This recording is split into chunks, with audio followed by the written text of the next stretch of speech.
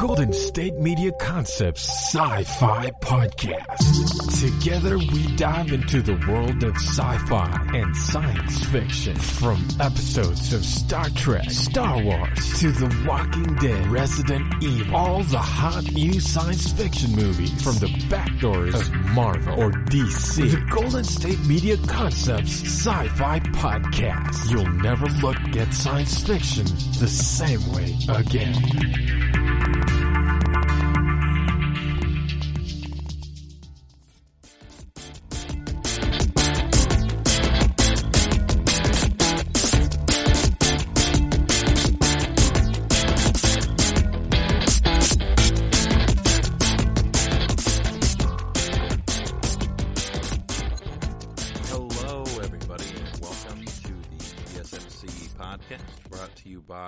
GSMC Sci-Fi Podcast, brought to you by the GSMC Podcast Network. I am your host, Keith, and today we are talking about Endymion, which is part of the 4 books Hyperion series written by Dan Simmons. We talk about whichever book we happen to be on every Sunday. We've been doing so for a little while. And I start every Sunday by saying that that's what we're talking about. And then on Wednesdays, I make a joke about how we're not talking about it. This is a particularly long series because it's a lot of books, and the books are particularly long. So not exactly easy to just talk about succinctly in one podcast. So after we get through these, I imagine we'll do some other stuff. May even take a break from these for a week or so. Just so we can vary up the content. It's always good.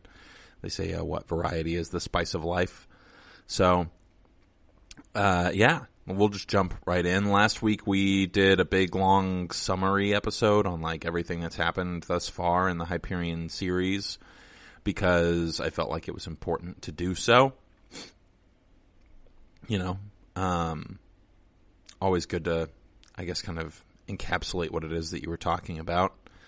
I generally am a big fan of making sure that everybody is as fully aware of the context of the things that I'm talking about as possible. So, didn't know if I had any listeners who were maybe just jumping in to see what the podcast was like or anything like that. So, figured I would do that. But we are back on Endymion this week, which is book number 3 out of 4. I'm really kind of starting to look forward to finishing this whole series because I want to see where it goes. If it ends anything like the first book did, or even the second book, then I feel like it will have really captured something interesting and profound about humanity or the human experience. Dan Simmons has done a pretty good job of doing that thus far, so I am cautiously optimistic about the outcome of this particular set of podcasts. So we'll see where it goes. So this week we are starting in, I want to say chapter 26 or so. If you have listened to the other podcasts, you will know that as far as where we're at in Endymion, the last time we kind of were in the book, Ania Bedek and Rawl Endymion were translating to or traveling to the Parvati system, which is actually a pretty big planet for PAX military staging. PAX, again, just for a brief reminder, is the church-sponsored military group or church-controlled military group that kind of, acts as an enforcement agency for the church, but also is a quasi-imperialistic entity. This particular week we learned a little bit about Father Captain DeSoya and his background and how he ended up getting involved in the church, and that kind of gave us a little bit of a glimpse into what it is that the Catholic Church has been up to in the last 200 or 300 years since the fall of the hegemony. We still haven't gotten to run into any we haven't run into any more characters from the previous books, which I imagine we will start doing pretty soon here, or at least I'm crossing my fingers that we'll run into them in some capacity because I grew quite fond of them. And for us to not even, get to hear anything about Braun Lamia other than, oh, yeah, she dead. And then, of course, the Keats persona is missing. He was a part of the ship, but now he no longer is, so that's a little bit frustrating / interesting as well. The consul supposedly is dead. I think he's confirmed dead. I'm not totally sure. But the only one who's still alive seems to be M. Silenus, and he is just kind of extending his life out so that he gets to talk to Aeneas after she's learned the things that she needs to learn. I don't know exactly what it is that Silenus is waiting for, but he's been alive so long that he's written 3, if not 4, of the most famous works of the entire human race in the latter portion of its existence. He had 2 incredibly famous works that were written and published and were particularly memorable during the first portion of his life before the fall of the hegemony, and then after the fall of the hegemony he wrote the Hyperion Cantos, which have been pretty widely disseminated, and that is universally famous and read, so it's so universally famous that it actually ended up on a banned literature list for people who are involved with the Catholic Church. So, he's doing pretty well for himself, but he's still alive. And Abetic is also kind of he's from the original book. He is the one of the androids who is on the ship that helps them navigate up the river on Hyperion.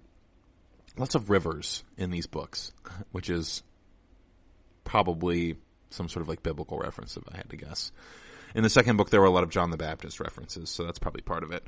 But regardless, Aeneas and everybody arrives in the Parvati system. Don't know. Yeah, I did mention this last week because I talked about the how flagrant and funny it was.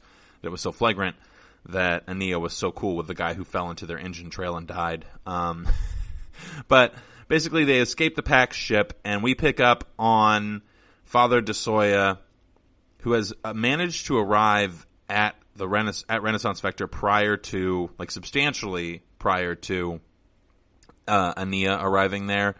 They haven't fully explained exactly how it is that the Pax military ship, the Captain Father de Soya's ship, is jumping and getting to its location so much faster than Aeneas' ship, which is the consul's old ship. But if I had to guess, it's just a technological difference, and the fact that everybody in the ship dies when they jump to light speed. So I think that there's some sort of specific scientific thing that's happening there, because people can't, they wouldn't be able to live through the process. So only the Pax ships can kind of do that particular thing. But they're on their way to Renaissance Vector, and they start doing all sorts of simulations and things so that they can make sure that they're ready for when Aeneas and her crew arrive, because they don't know who the rest of the crew is. They run a bunch of simulations. Father de Soya thinks that he's going to get, in a lot of trouble for having messed up 2 times in a row to capture this 12-year-old girl. And ultimately, he finds out that he's basically going to spend his entire life pursuing Aeneas. It's stated in not so many words that this task is something that he will never be able to stop. So, not exactly sure what that means for his character, in the later portions of these books.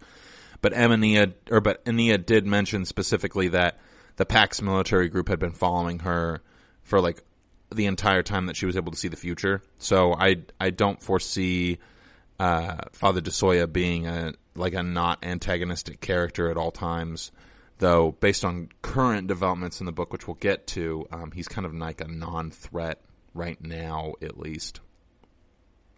So they arrive to the Parvati system, and of course, Aeneas' plan of saying I'll kill myself if you try to board the ship doesn't work, and she doesn't even try to use it a second time. In this particular instance, she really wants to get planet side because she has a secret plan that she hasn't informed anyone on the ship of. Because she doesn't know if she can actually complete the plan. But the plan for her is to arrive on Renaissance Vector, go to the planet, and travel to the river Tethys. And I mentioned this last week, but we'll just go over it again. The river Tethys is a river that is made up of a bunch of tributaries of rivers from other planets through Farcaster portals. So the Farcaster portals transfer water, fish, all that jazz through the portal from one place to another and then back to the planet that it came from. So pretty interesting, I guess, bit of technology would be the best way to phrase it. I think it's pretty cool, just kind of a cool concept in itself.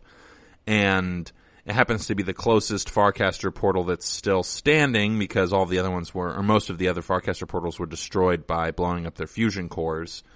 And so Nia is looking to get to a Farcaster portal. Why does she want to get to a Farcaster portal, you ask? Well, because apparently she can activate them.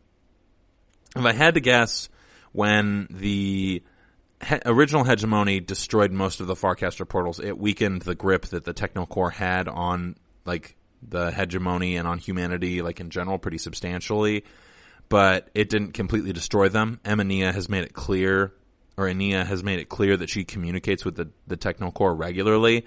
When Endymion brought it up, or Rawl brought it up to her in the last few chapters, she said, I talked to him this morning. So obviously there's still a pretty big presence there for them, for the Technocore. So I'm interested to see how that plays out.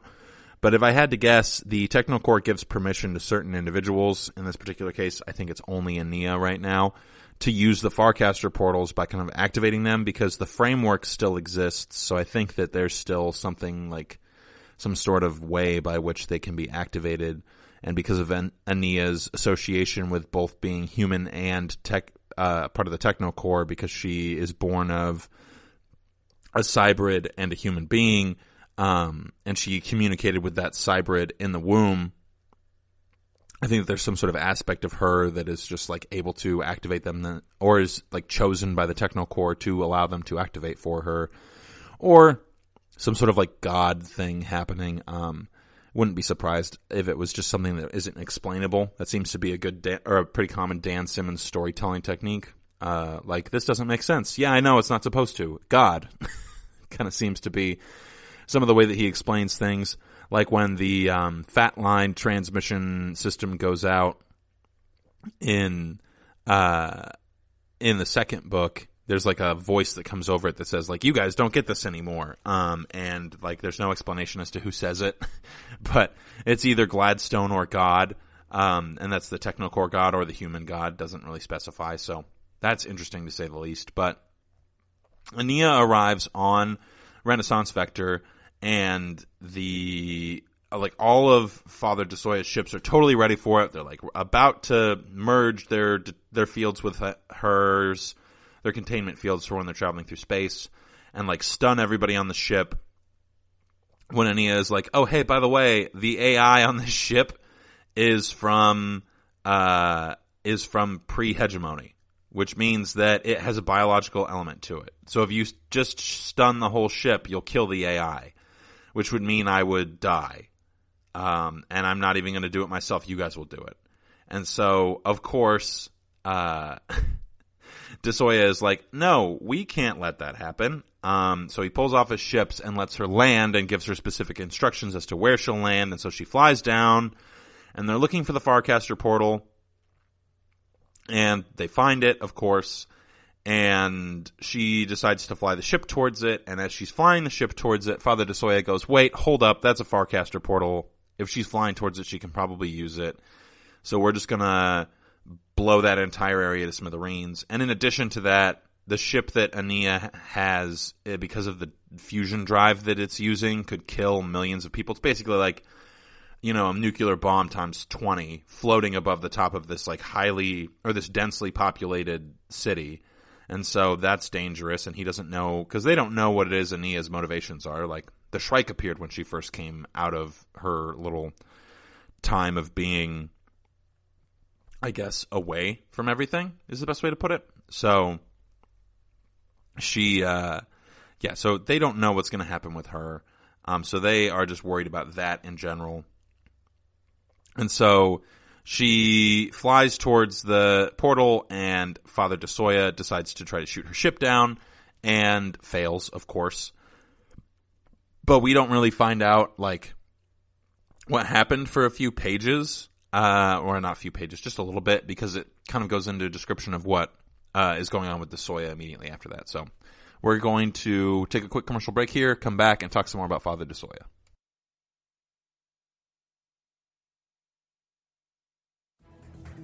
Want to find out what movies to go see? Then check out the GSMC Movie Podcast. It's your ticket to the latest movies, whether it's a new blockbuster event, romantic, comedy, or action flick. This show has got it all covered. They talk some what to go see now. Don't bother. What's hot on Netflix and everything in between. That's gsmcpodcast.com/movie-podcast. When it's all about the movies, it has to be this new show. Don't forget to like them on Facebook and follow them on Twitter. Visit gsmcpodcast.com for more info.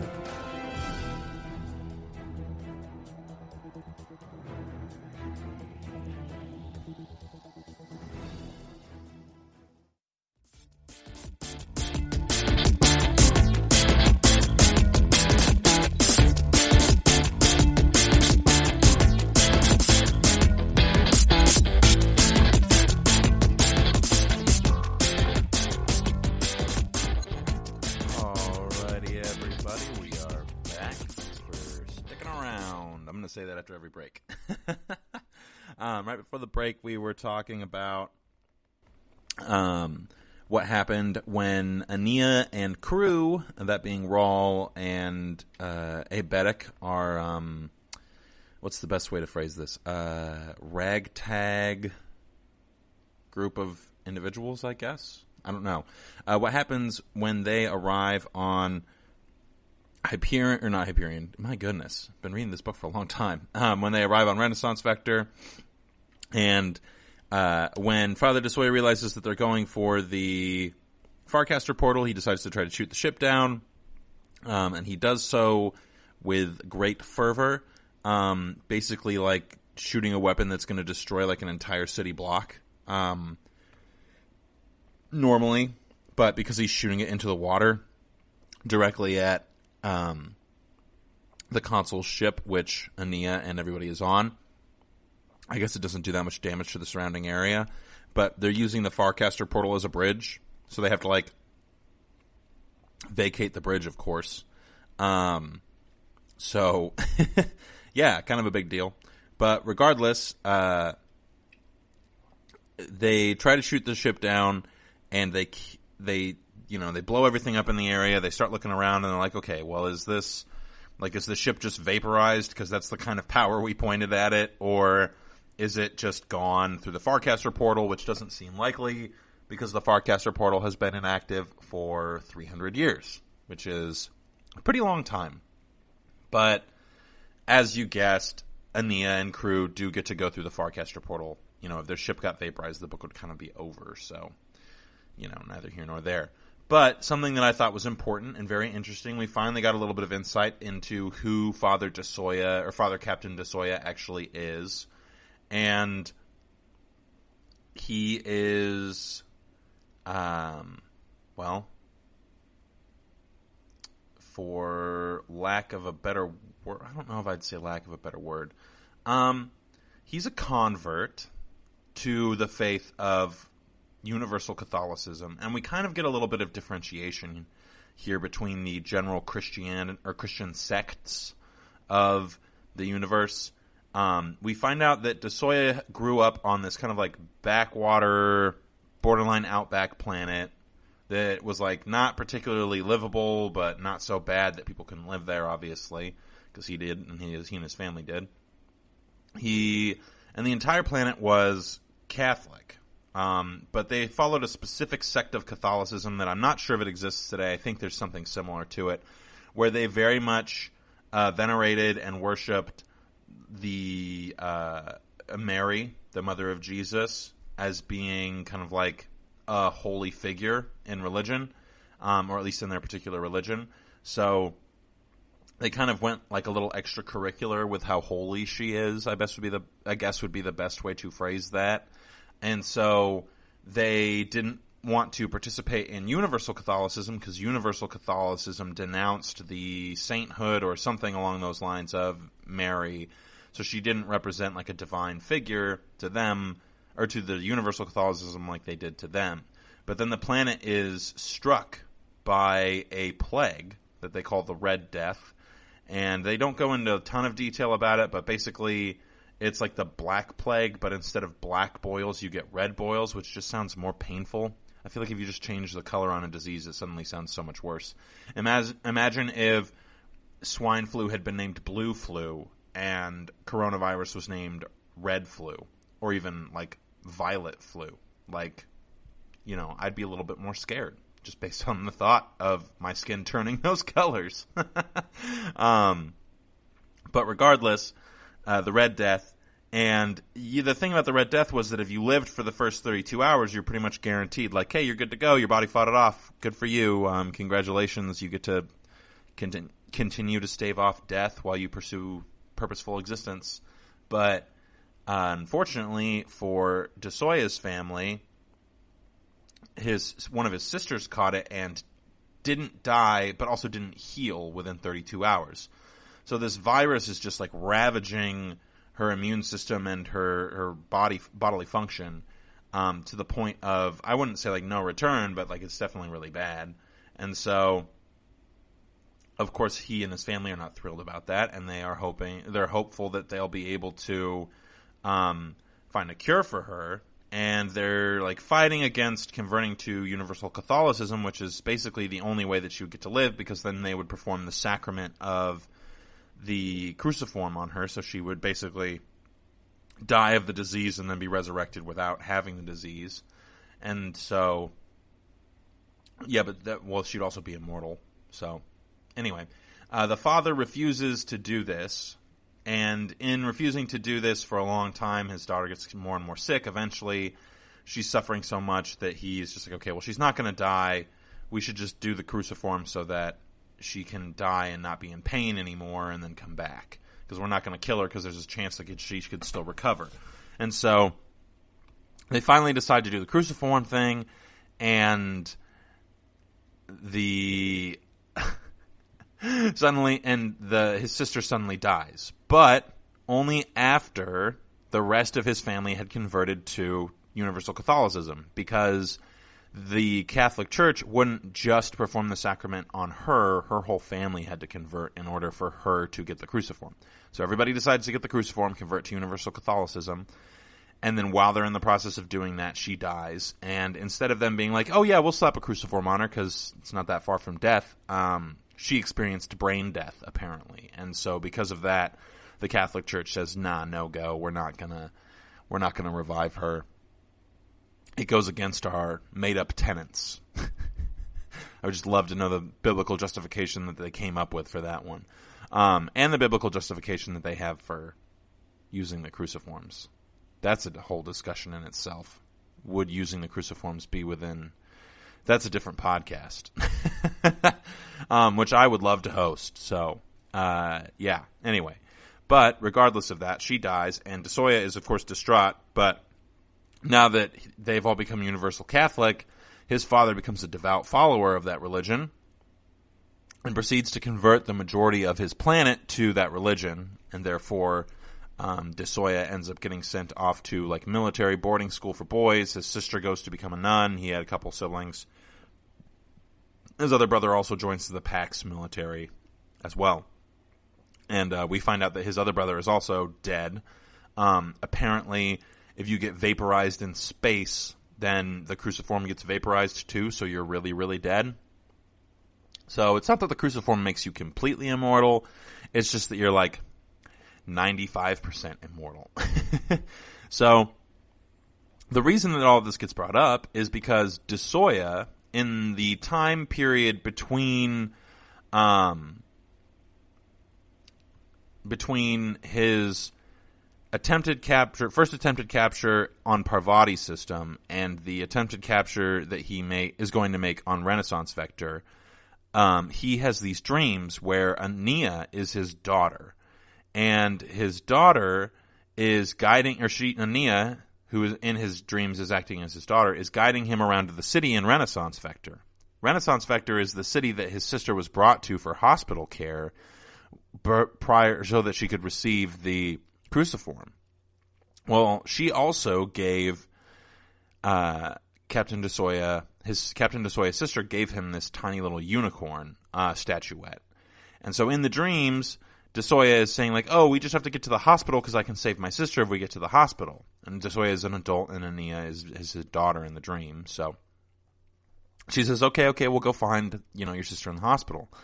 And they go around the city, they're looking, and eventually they get to the hospital, and he realizes that, on the journey, he realizes that the giving his sister back the unicorn is the thing that will heal her. But at the same time, when they get to the hospital, realizes he doesn't have it. But then Ania says, like, oh, it was here and with us all along. And that is, like, that's got to be a huge piece of foreshadowing. I don't know exactly what it's a piece of foreshadowing to, because Simmons is really good at, like, doing this thing where he says, like, this is Chekhov's gun. It's coming back. And you're like, okay, this is coming back. Like this. It'll be like this, right, Dan? And Dan is like, no. Which is a really good storytelling, or which is really just really good skill as far as an author is concerned, in my opinion, because that is not easy to do. But, it is what it is. He's a good author. There's no denying that. But regardless, so he decides, or he has these dreams about Ania and doesn't tell anyone about them, of course. But I think that the "it was inside us all along" bit is going to come back in the form of, like, maybe immortality was inside us all along, and, like, it's a metaphoric thing, or there is an afterlife in some regard that they get to have, like, some sort of communication with, or maybe the technocore has something to do with the human afterlife. I don't know. I have no idea. Dan Simmons could take this book almost anywhere at this point, literally, because they're traveling through space, and now the Farcaster portals work, for Ania at least. So that's interesting. I am curious if the Farcaster portals are, like, also time portals, in addition to, like, regular just transportation portals. Because I am kind of curious, like, Ania has very clearly said that her and Rawl end up getting together. So I'm wondering if, like, that aging process happens naturally, or if, like, he accrues a ton of time debt and then comes back and she's an adult and he's, like, the same age. Because I think as it is now, he's, like, 10 or 12 years older than her. And while, like, when you hit 38 or 35 and above, 10 years becomes not a big deal, really. I'd say any time before 35, it is a much bigger deal. Like a 22 and a 32, like, in my opinion, that's a bigger gap than a 25 and a 35. So, regardless, I'm just kind of curious to see exactly how that's going to play itself out.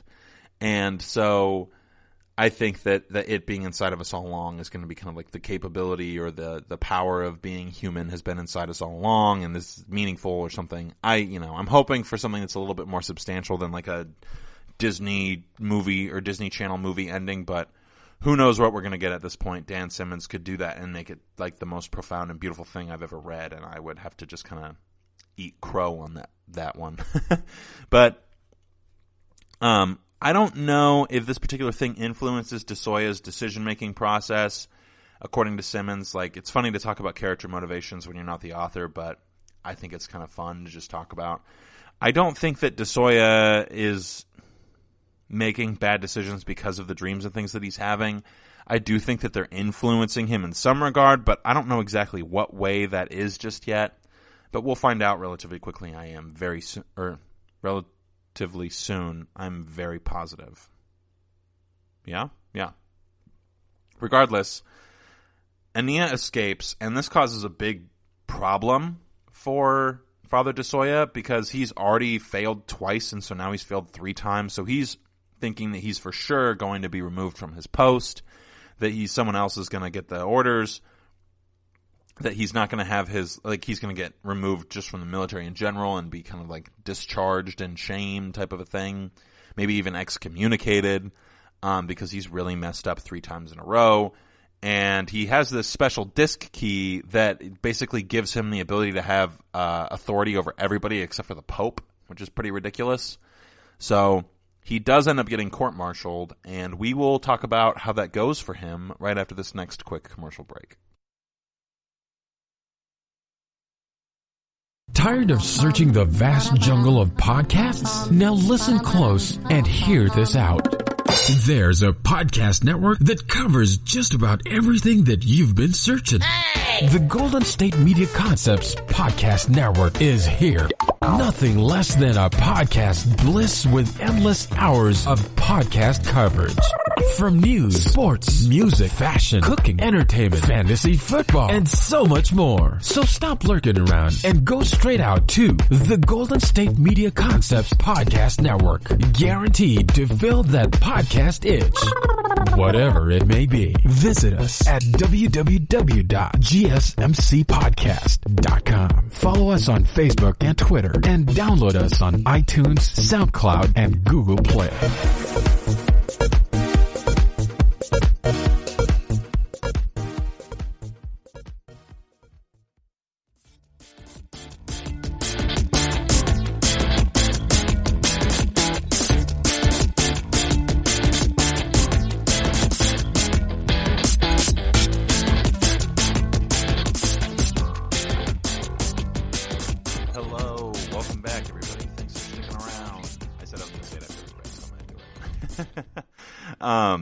Right before the break, we started talking about what was happening with Father Captain DeSoya and the fact that he had been court-martialed because for the third time in a row, he had been outmaneuvered, outsmarted, and just thoroughly outdone by a 12-year-old girl, which happens more frequently in your adult life than you would be surprised or than you would think.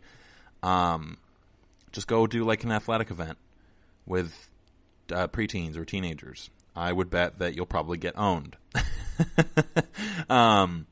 Yeah, so she escapes, he gets court-martialed, and during the investigation, he's kind of going through this dream in his head that we talked about before the break as well, trying to figure out what exactly it is that it means. He ends up going to confession with a priest that was once his mentor because he ended up growing up on Renaissance Vector because of his involvement with the PAX military. And he asks about whiskey, which I think is interesting. And then the priest says, I only drink it for medicinal purposes. And DeSoya says, well, I'm about to die like hundreds of times in a row, because I'm going to be traveling through space a lot. And then the priest says, well, I am going to die for the first time. So, yeah, sounds like a good time to take the medicine. So I appreciated that. I do think it's interesting that, like, even in this super futuristic society where, like, they've decided that cruciforms are an acceptable form of, like, an acceptable thing within religious practice, going so far as to saying that it's, like, a part of the sacrament, you know, as in, like, it is a holy ritual, that they still don't drink alcohol without having a taboo surrounding it, which is, I mean, I feel like that's Simmons being kind of like a spiteful about his reviews or his views on religion in some regard, but who knows? Yeah, I don't know. I just don't really have much to say to that. I think it's, in my opinion, it's silly to be that, to have that stick in that place where I'm not going to mention. Though I will say, the thing that Dan Simmons has done excellently throughout this book is take small little turns of phrases like screwed the pooch and turn it into, like, committed a carnal act with the proverbial dog, because DeSoya doesn't want to say the thing out loud, which there is swearing in this book, you know, like, I'm sure if you've been listening, you've heard it a couple times, especially any scene with Martin Silenus, who is specifically mentioned as having a foul mouth by Ania later, which I think is hilarious. But Simmons just being able to do that is pretty funny, and, like, it shows us a lot about the character of who DeSoya is. He's very much, like, devout and religious in one way, but in another way very human. I think it adds depth to the character. It shows depth to the character. It doesn't tell us there's depth. It shows us there's depth, which, you know, as anybody who writes knows, show don't tell. So, yeah, that's important. But DeSoya essentially when he goes in front of the council, they all say, like, you did exactly what we would have all done. We don't get to make the decision as to whether or not you continue on your orders, but, like, we're going to advocate that you do and advocate that you get to keep your disc key, which means he still has authority over everybody. And so he asks if Gregorius and his men can still be his bodyguards, and then the council says, you could ask any of us to be your bodyguard, and we would have to do it. So things turn out pretty well for DeSoya. I am very interested to see exactly how it is that he's going to figure out where Ania is, because they went through the Farcaster portal. But the nice thing about this Farcaster portal for DeSoya is that there's only 200 possible locations that she could be, except they don't have the literature saying where she would be. So DeSoya is basically looking for a needle in a haystack at this point, which is interesting and should make for an interesting, like, chase, depending on what it is that he's able to acquire as far as information on her whereabouts is concerned. So, you know, I am personally looking forward to see how it is that Simmons handles this particular bit of information. So, after all of that with DeSoya, we get back to catch up with Ania and Abatic and the ship and Rawl. And what we find out is that they went to a planet, and the ship is damaged because it was indeed hit by the first initial blast, but only for, like, a tiny, like, a small portion of time, because apparently, like, when the river vaporized, the steam helped to form, like, a seal around the ship for, like, milliseconds before the ship went through the Farcaster portal.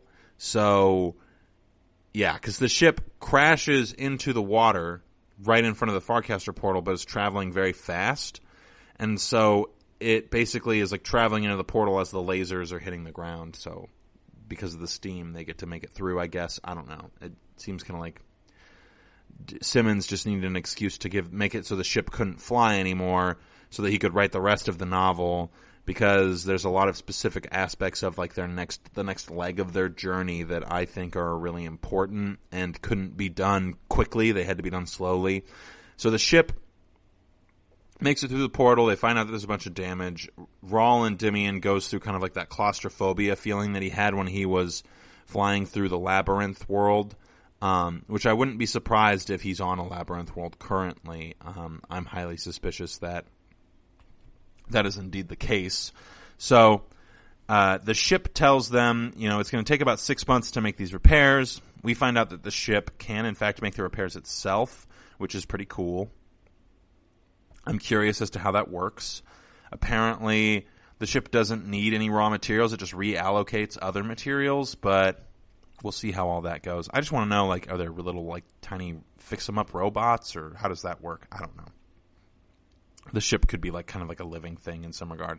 The Ousters did some pretty heavy modifications to it, so who knows what it is exactly that the ship is capable of doing. But the interesting thing that the ship mentions is that when it got back to Hyperion, the repairs that it had to make at that point in time were much more complicated than the repairs that it has to make now, which I think is super interesting, because that means that when the ship came back, I don't remember if it came back with the console or not, but when it came back, it was in worse shape than it is now, and it could barely fly now. So I am curious as to what happened exactly, and I'm hoping that at some point we'll get to find out, either through Ania being like, oh yeah, I saw it in the future, or I saw it in the past or something, or through, like, direct source information, like the John Keats persona that we get to see sometime soon in the future. Please, Dan Simmons, I would love that. I can only imagine reading these books as they were coming out. It would have driven me absolutely insane, because I just would not have been, like, happy knowing that, like, oh, there's this book and there's going to be more, and now I can't read about it. Like, I will say, like, the end of the first Hyperion book, I was so satisfied with the way that the book was written that I was like, oh, you know, no big deal if I don't read the other ones. But then I started reading the second book, got halfway through, and once you're into the second book, then you're kind of like, oh, I'm in this for the long haul now that I know there's 4 books. So, like, I can only imagine, like, some poor kid in the 90s who didn't have Google and had no way to find out if Dan Simmons was going to write more of these books, writing a letter after finishing reading this book under a blanket by flashlight as, a small child. Though I guess you'd have to be at least like 13 or 14 to read these. I'm maybe projecting here. I read Ender's Game in high school, and I read it in one sitting because I loved it so much. So I'm just guessing that, like, if high school Keith had read this, he would have been all about it and would have wanted to know if there were more. And there were definitely times when I was in, junior high and high school where I was like, oh my gosh, are there more of these coming out? I have to know. And because the internet was around most of the time that I was a kid, maybe I'm turning 30 this year, so I'm aging myself. I'll just let you know how old I am. But the internet was around, but it wasn't super, super usable. Google was kind of a thing. Google didn't really become like super, super popular as the way to go until I was like 16 or 17. Prior to that, there was a bunch of different search engines. I'd used Google because it was super easy, as did everybody else. That's why Google is so huge now. But basically, I'm just saying it would have been really hard to go through. It's hard to read the second book and not wonder what happens after that. And the fact that Endymion starts so far into the future is almost this like weirdly unsatisfying thing, because like there's a whole book of adventures that the console went on that we don't get to hear about, which is pretty frustrating in my opinion. And I am furious with Dan Simmons that this isn't a 5-book series. Not really, but in some capacities I actually kind of wish that was indeed the case. Regardless, if I had to guess, I think that the console went on some pretty intense adventures with his crew and with everybody, and it was probably a very good time for him, or a very bad time. But regardless, I really want to know what happened on all those hegemony worlds immediately following the downfall of the Farcaster network, because things were going to hit the fan. As Dan Simmons would say, the fecal matter of a cow is going to hit a rotating blade that is used for the purposes of cooling down or providing air circulation for a room.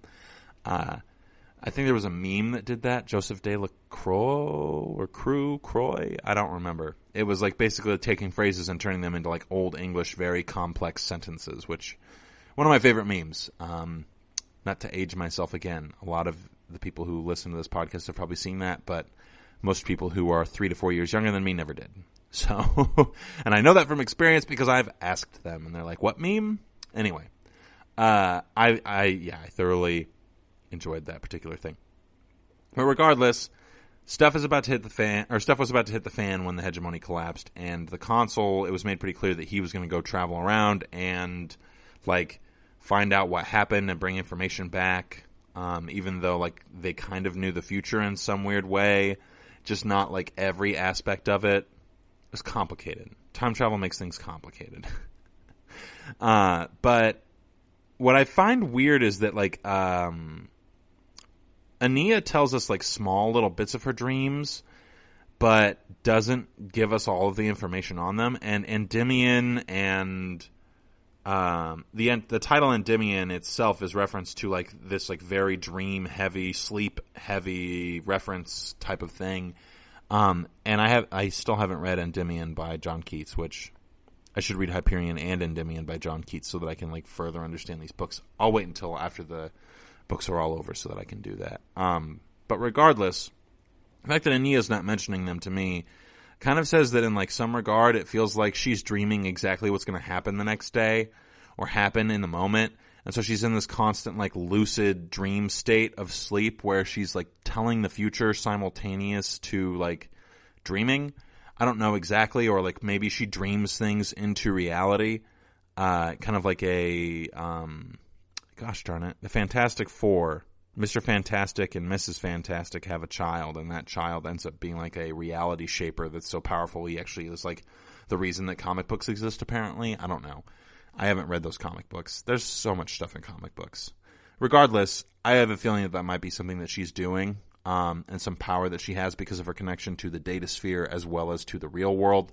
But we will find all of that out later on this book, if that is indeed anything to find out. Or something to find out about.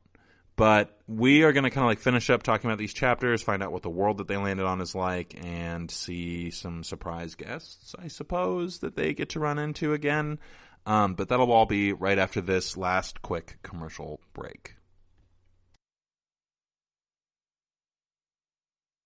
Watching TV has changed over time. Streaming has become the new norm. That's why Golden State Media Concepts television podcast dives headfirst to the world of cord cutting. Want to be on the loop of what's hot in Netflix? Or if it's not a preference, what about original shows in Hulu? We've got you covered. Join us as we fill in the blank and talk about movies to stream and what show you should be binging. This is the Golden State Media Concepts television podcast.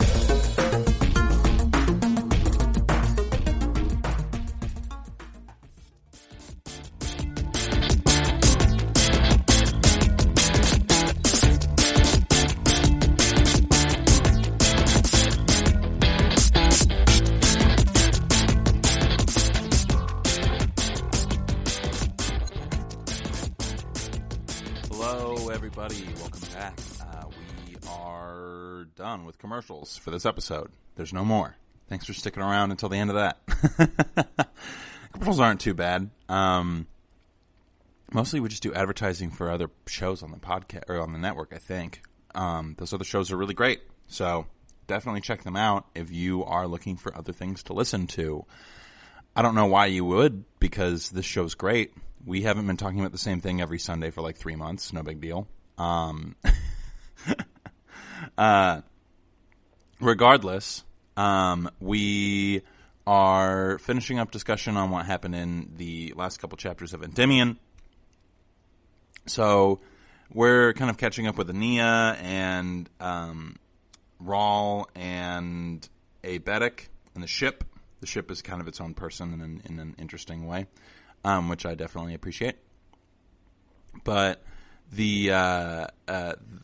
they have gone to a planet where they don't know where it is because the ship is so damaged that it can't get a bearing on any aspect of their position. It can't even figure out, like, magnetic north on the planet. So they're generally kind of, like, stranded. But the nice thing about the fact that they're stranded is that they're stranded in a place where they're, like, able to go to other Farcaster portals because the River Tethys had multiple portals on the same planet. So they just get to go downriver a little bit, and then there's going to be another portal. But what we find out about the portals connected to the River Tethys is that they're unique in the sense that they're one directional. They're not omnidirectional like the Farcaster portals that existed like in space, like that were just outside of a planet. So like there were Farcaster portals that would like orbit planets, or Farcaster portals that would go from one place to any other place, or like a Farcaster portal in someone's home that was linked to a room of another home. Like Martin Silenus had a house that was basically on like 10 different planets. So he'd walk from one room into another and be on a completely different planet. And then a lot of office buildings did the same thing, which was interesting for sure. But there's a specific mention of the woman who was the publisher for Martin Silenus in the fall of Hyperion. When the Farcaster gates go down, she's still in her office, and the Fat Line transmitter goes down as well, and her office is like 100 and some odd stories up in the air on this planet, and so like nobody would know that she was there.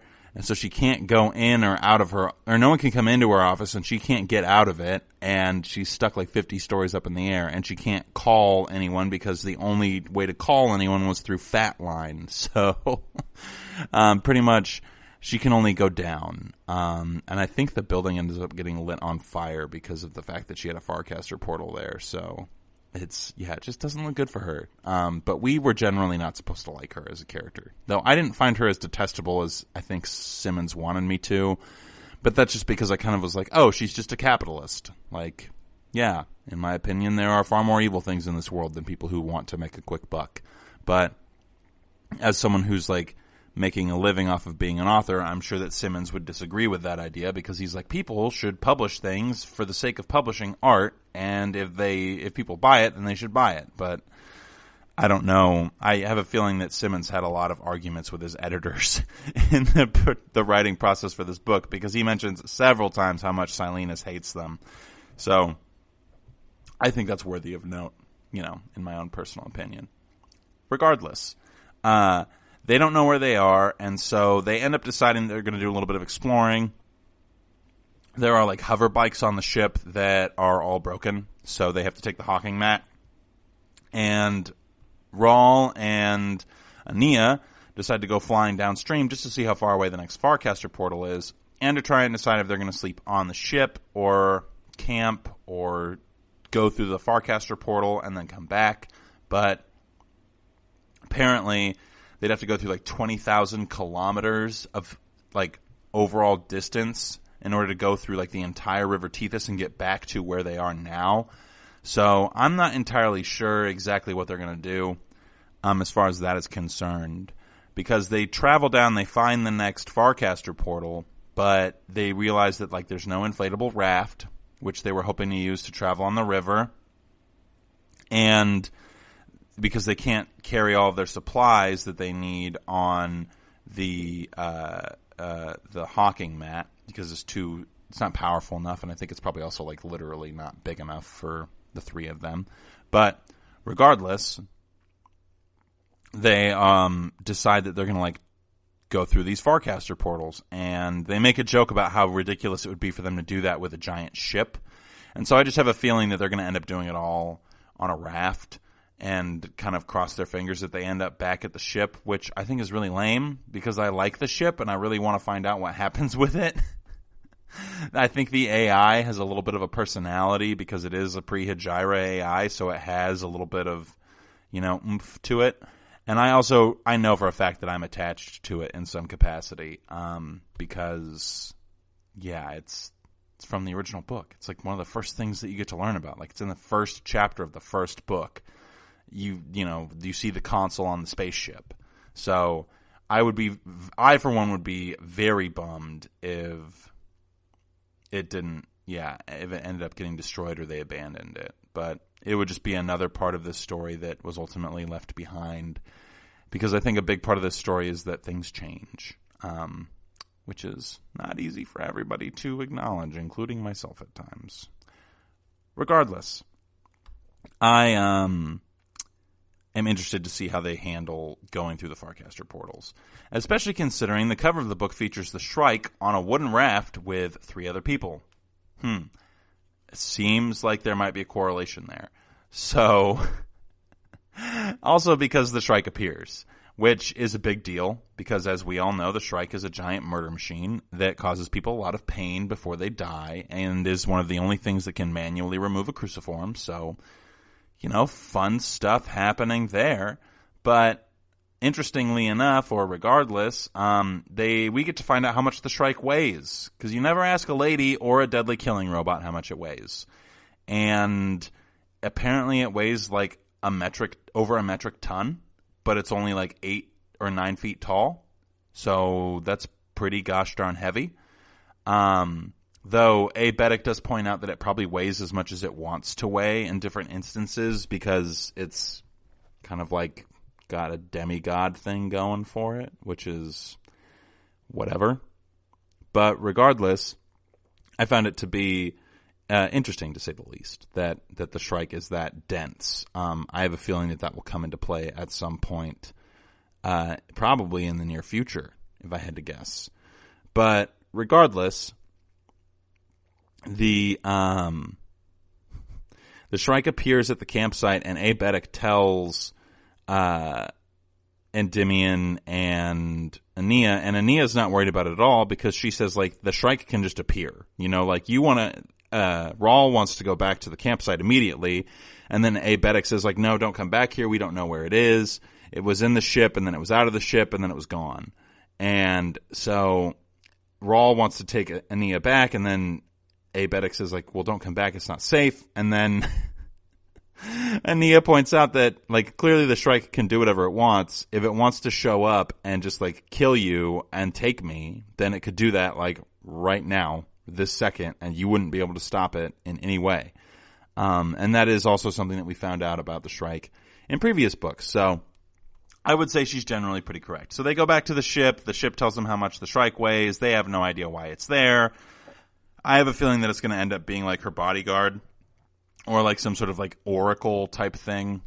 No idea. Or that's going to go along with her in an attempt to find the empathy portion of the human god, because Ania might be the one who like susses that out of people, or she is the empathy portion of the human god because she's a messiah. I don't know exactly, but we will find out relatively soon. In addition to that, while they're flying around on the planet, they find like this big structure, and I feel like this planet, like I feel like Simmons is trying to tell me like, you've been to this planet before, wink wink, nudge nudge, but I don't remember any of the planets that were around that would have had that type of structure. The only thing that I could possibly think of that might be is God's Grove, but God's Grove was leveled, but that was 200 years ago, so who knows if like, you know, the Technocore leveled it so much that there was nothing left, or leveled it enough to where there was like things that could still grow back. I don't really know exactly. It's not made clear. So I hope that we'll find out, you know, whether or not the planet itself is pertinent necessarily to, you know, the specific aspects of the story. So who knows? But we'll get there eventually. Regardless, they end up while they're out searching as well, they see like a big giant monster thing in the water, which, you know, again, I feel like Simmons is just planting all these little like, that's going to be a thing, that's going to be a thing, keep your eyes out for that thing, like, for us to see in the future. I don't feel like, I mean, at least I hope this isn't like a science fiction book where it's just like, oh, look at all these cool planets that I write with all this interesting life on them. Like, you know, I'm hoping that there's like a little bit more meat on the bone here than just like kind of a self-serving science fiction, look what I can come up with in my imagination type situation. So, yeah. Regardless, getting back to the task at hand of figuring out where exactly it is that they're going to go. At the point at which I got to, they hadn't decided if they were going to sleep outside or inside. They were discussing the Shrike and why it was there. I have no idea why it was there. I mentioned earlier, just a minute ago, that I think that Ania is a messiah of some sort, so she might be the vessel for the empathy portion of the human god, and so the Shrike wants to be around when like she is given the presence of that portion of God. I don't know. We're at this point, we're still almost in like the expository stage of the novel, where I kind of feel like Simmons is just kind of like gently spoon feeding us information so that we can find out exactly what's going to happen next, or like be prepared. It's not quite as like expository as Aldous Huxley is for the first couple chapters of A Brave New World, but it is pretty dang expository. So, like I said, I'm crossing my fingers that something like interesting starts to happen soon, and something with a lot of like philosophy in it. The last few chapters have mostly just been kind of like plot advancement, and while, you know, every chapter should advance the plot in some regard, in the previous books there was like almost always this like philosophic or interesting conundrum that they were going through, and at this point it just kind of feels like maybe an homage to like Huckleberry Finn in some weird way, because you've got like Abetic, who represents like, he is, you know, his people were slaves to humanity at some point, and then you've got, you know, the orphan and the perpetual in trouble with the law individual, and then you also have the one who doesn't have a good relationship with their parent because their parent died, or, you know, wasn't great to them. I don't think that Silenus was a very good guardian, but also Ania, you know, she went into a portal when she was 12 and came out 256 years later at 12, but it had just passed instantaneously. So, like, we don't have any idea what she went through in that time period, but obviously it didn't take 12 years for it to occur, because when she came back out, she was still a child. So there's just a lot of questions that I have and not a lot of answers, and no way for me to predict anything without feeling, you know, silly at some point. So that is where I'm going to end it this week. But next week we're going to talk about more chapters of this book, or we might do something else. Not totally sure yet, but you'll find out when we get there. But thanks for listening, everybody. If you're enjoying the podcast, if you're enjoying these books, make sure if you are just starting listening, you can go all the way back in the catalog. We started with Hyperion Book 1, and we're going all the way to the end of it. Hopefully in the next, I don't know. I don't even know when we'll get through it. But there's like over 24 hours of Hyperion-oriented content on here, all of which I think are somewhat substantive. So, why don't you let me know in a review if you agree. So, if you like this, give us a follow on Instagram or what have you. Not Instagram, Facebook, all of the other social medias. I actually think Instagram might be the one that we don't have. I'm not totally sure. Don't quote me on that. Check for us on Instagram. Regardless, leave a review. 5-star rating would be great. If it's not 5 stars, tell us why. Thanks for listening, everybody. Hope you're staying safe out there.